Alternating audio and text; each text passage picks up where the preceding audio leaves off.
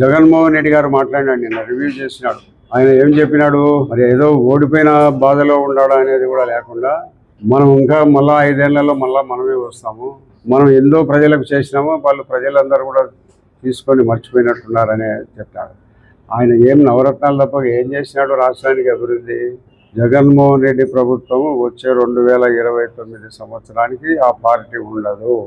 ఇప్పటికే కాంగ్రెస్ పార్టీలో కలపాలనే ఆలోచన జరుగుతూ ఉంది.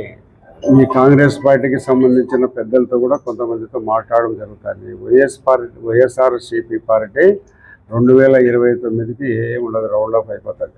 ఈ జగన్మోహన్ రెడ్డి ప్రభుత్వము 2029 తర్వాత మళ్ళీ రాజకీయాలలో ఎన్నికల్లో నిలబడే పరిస్థితులు ఉండదు. ఈ పార్టీ రౌండ్ ఆఫ్ అయిపోతుంది.